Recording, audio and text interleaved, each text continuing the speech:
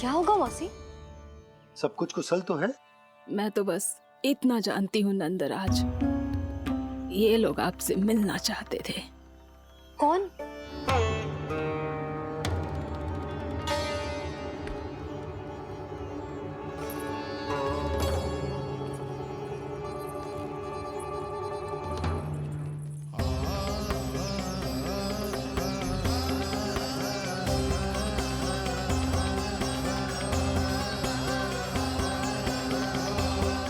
इतनी सुबह आप सब यहाँ? क्या होगा?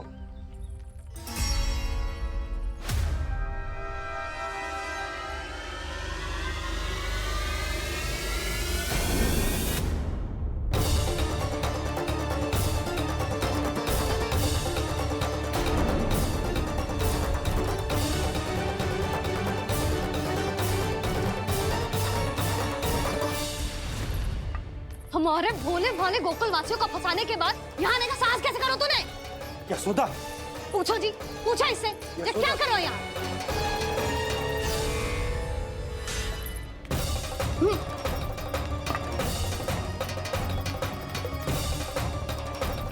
इनकी ये दशा आप सबने तो ना की? नहीं नहीं, इनमें इनका कोई दोष नहीं है। हमारा बस चलता तो इससे भी बुरी दशा करते। ये सब तो मेरी करनी का फल है नंदराज।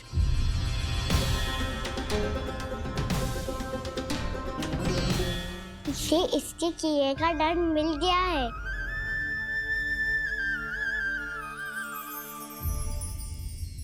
मुझे क्षमा कर दीजिए नंद महाराज, बहुत बड़ी भूल हो गई मुझसे। मैंने इन सब गांव वालों को फंसाने का षड्यंत्र महाराज कंस के कहने पे किया था। वही मेरी भूल थी, मुझे क्षमा कर दीजिए महाराज। बहुत शीघ्र बुद्धि आ गई तुम्हें। मैंने आप सबको लोभ के जाल में फंसाने का प्रयास किया। सच तो ये कि मैं स्वयं लोभ में ग्रस्त था। सब कुछ अधिक से अधिक धन के लिए किया था मैंने। सब कुछ खो दिया। मेरा भोजन सड़ गया, मेरी मिठाई में कीड़े मकोड़े पड़ गए, मेरे स्वर्ण आभूषण मोती सब कंकड़ पत्थर बन गए। अवश्य इसका कोई नया छल है जे। नहीं नहीं नहीं नहीं, मेरा कोई छल नहीं है, मैं सत्य बोल रहा हूं। मैंने कही थी ना, श्री नारायण हमारी सहायता अवश्य करेंगे। दुष्ट और अत्याचारी का दूत बन के आया था ना, ये तो होना ही था। स्वयं श्री नारायण ने न्याय करो है हमारे साथ।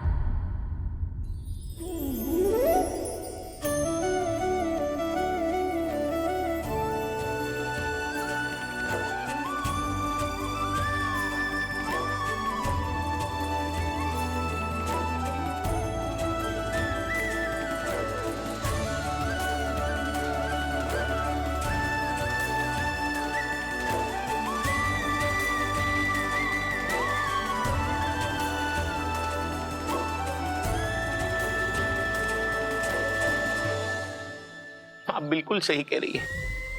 वैसे तो कर्मों का फल मरने के बाद मिल रहा है, लेकिन आपके श्री नारायण ने मुझे इसी जन्म मेरे कर्मों का फल दे दिया, कर्मों का दंड दे दिया। आपका बहुत बहुत धन्यवाद श्री नारायण, बहुत कृपा की हो आपने। पर इसका अर्थ ये ना है कि हम सब ने आपको क्षमा कर दिया है। मैं यहाँ क्षमा के लिए नहीं आया हूँ नंदरानी। तो फिर किस लिए आए यहाँ? मैं तो इन भोले भाले गोप गोपियों को इनकी शपथ से मुक्त कराने आया हूँ। पर इन सब ने वो शपथ अपनी इच्छा से ली थी, आप उसे कैसे मुक्त करा सकते? और एक शपथ दिलवाकर।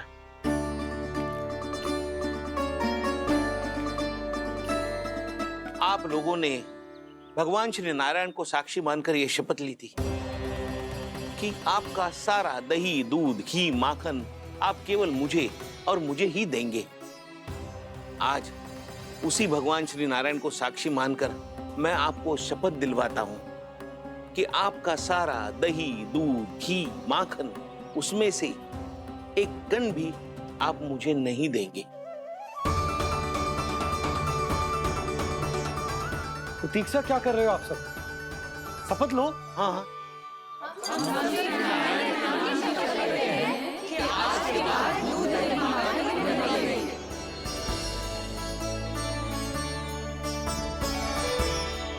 जशोदा जी आपने सही कही थी, हम बस श्री नारायण पर विश्वास रखें तो सारे कार्य सज जाते हैं। मुझे आशा है कि व्यापारी जी की तरह आप सबको भी अपनी शिक्षा मिल गई होगी। हाँ नंदराज, अब हमें अपनी भूल से सीख मिल गई है। अब हम कभी भी किसी के लोभ के जल में ना फंसेंगे। जब यहाँ आभास हो जाए वहाँ भूल हुई है तो उसे मान के सीख लेनी चाहिए। हाँ हाँ, इस घटना से मुझे भी सीख मिल गई है। मैं भी जो शपथ लेती हूँ कि आज के बाद सारा का सारा दूध दही माखन इस पर सबसे पहला अधिकार गाय के बछड़ों पर ही होगा। सीख समझ सभी ने जैसे ही ली शपथ कि अब लोभ करेंगे ना हानि से भी अधिक मिला है माखन बह रहा देखो कृष्ण लीला देखो कृष्ण लीला।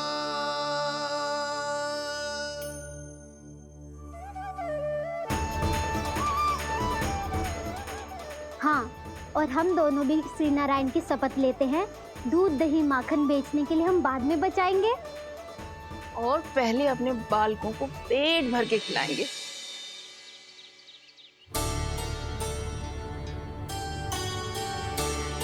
भैया दादी शीघ्र चलो, जो माखन प्रसाद की मटकी आप मंदिर से चढ़ा के लाई थी वो पूरी भर गई है और माखन निकल निकल के भरो है। इसीलिए बड़बोलो कहलाते है तू। फिर कहने लोगों कथा कहानी। भैया अपने घर पे भी ऐसा ही हो रहा है।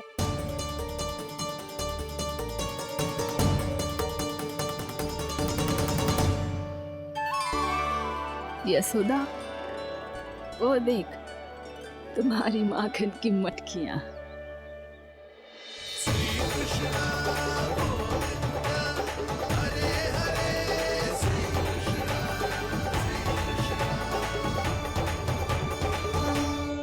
मैंने कहा था ना, आप सभी पर श्री नारायण की विशेष कृपा है। जैसे ही आप सबने अपनी भूल स्वीकार कर ली, भगवान ने आपके माखन की सारी हानि पूरी कर दी।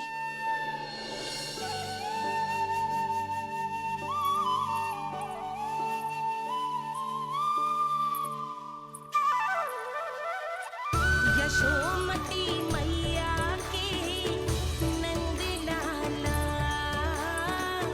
यशोमती मैया के नंद लाला, यशोमती मैया के नंद लाला, यशोमती मैया के नंद लाला। मैया चलो ना।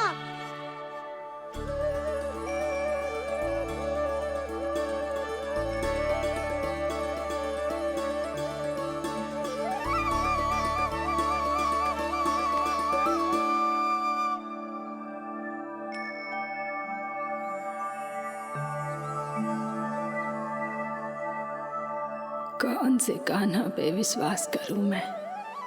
उस सियाने पे जो कुछ ही समय पहले अपनी लीला दिखा रहा था, या उस निर्दोष पे जो आसपास की हर घटना से अनभिज्ञ बैठो है।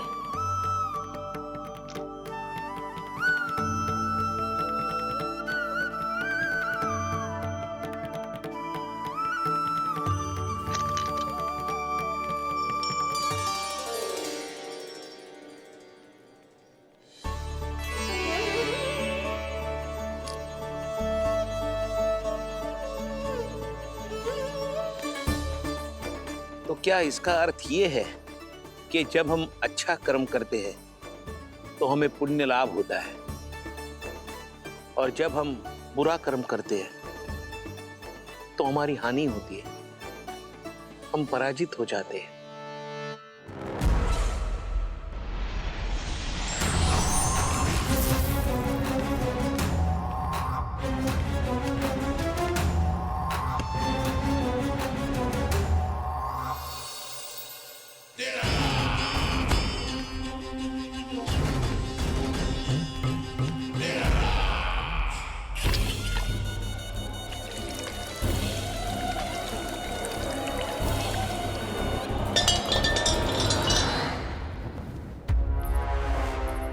प्राप्ति प्राप्ति।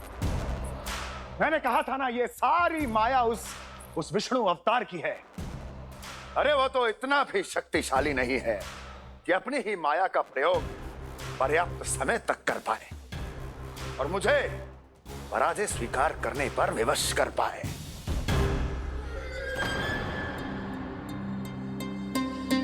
किंतु तुम्हारे मुख की भावभंगिमा तो कुछ और ही कथा कह रही है। क्यों? सत्य कहा ना मैंने। महाराज, सब कुछ पहले जैसा इसलिए हो गया क्योंकि क्या? ये उस विष्णु की माया थी और क्या? हमने व्यापारी परमानंद को गोकुल भेजा था। हमने व्यापारी परमानंद को गोकुल भेजा था ताकि वो गोकुल वासियों को अपने साथ व्यापार करने के वचन से मुक्त कर सके।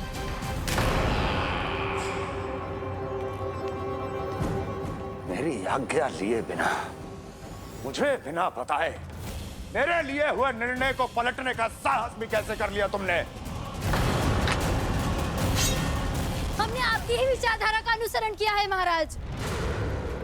आप ही कहते हैं ना, जब जीवन पर संकट हो तो अभिमान अर्थहीन होता है और जब प्राणों पर बनाए तो सम्मान स्वाभिमान सब निरर्थक होता है। भूख और प्यास से आप तो दुर्बल हो ही जाते महाराज, पर आपकी सेना और सेवक अपने प्राण बचाने के लिए आपसे दूर हो जाते। आपके और उस विष्णु अवतार के बीच 4 वर्षों से चलते आ रहे इस संघर्ष में ये एक छोटी सी झड़प है महाराज, और यदि हम ये झड़प हार जाते तो शेष युद्ध करने के योग्य भी नहीं बच पाते।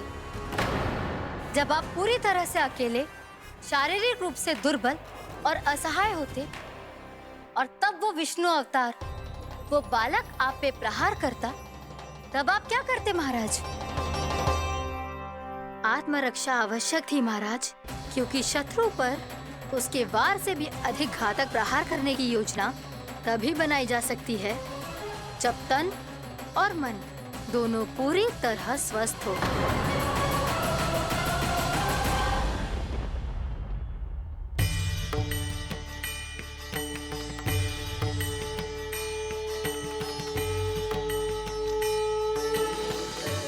सच्ची बताओ, ये सब आप ही ने क्यों है ना?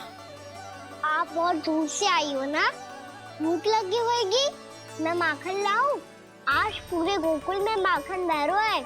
इसके पीछे आप ही की लीला है ना? मैं अभी माखन लाता हूँ।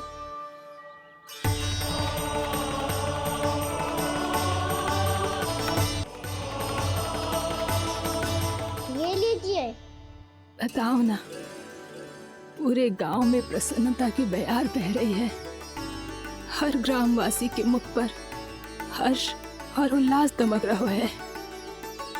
ये सब आप ही का चमत्कार है ना?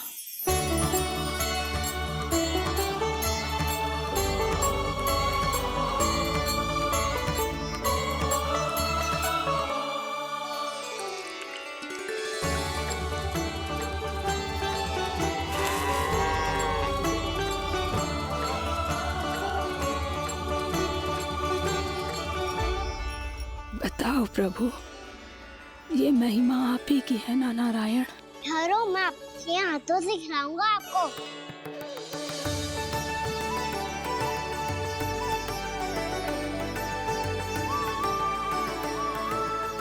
बताओ ना प्रभु, आप लालन करवाने आए हो या सबका पालन करने आए हो?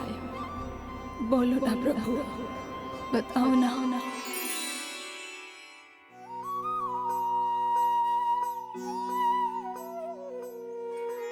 आए हो लालन करवाने या पालन करने आए हो, या जगपाला बन नंद लाला मन को हरने आए हो।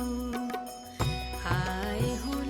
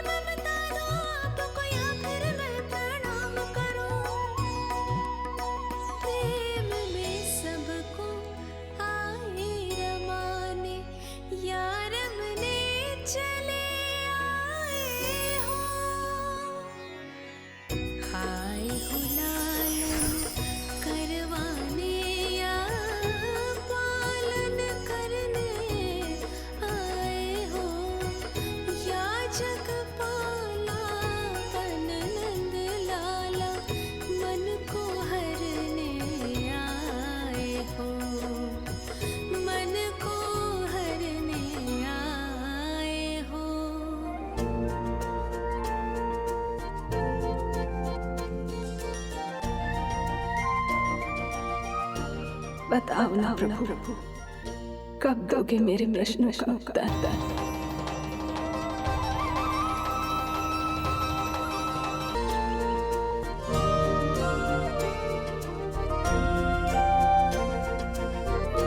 बताओ ना प्रभु, कब दोगे मेरे प्रश्नों का उत्तर? शीघ्र ही मेरे सखा आने वाले हैं, तब तक आप खेलोगे मेरे साथ। ये कौन सा खेल खेल रहे हो नारायण? इतना तो बता दो कि मेरे यहाँ आने का उद्देश्य क्या है? बस कुछ समय की प्रतीक्षा और शेष है उड़ना। तुमने शीघ्र ही सब कुछ पता चल जाएगा।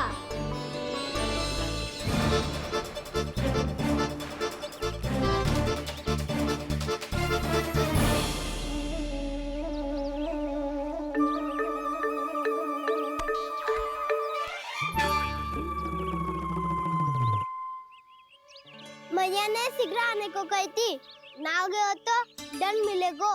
दंड? हाँ। मुझे तो आज ही मिलो है।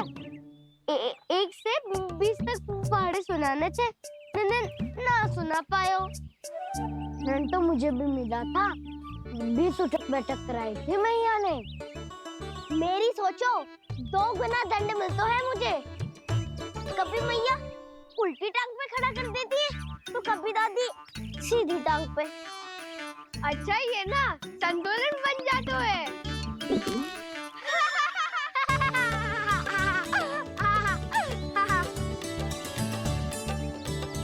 तो क्या सबको अपनी मैया से दंड मिलता है?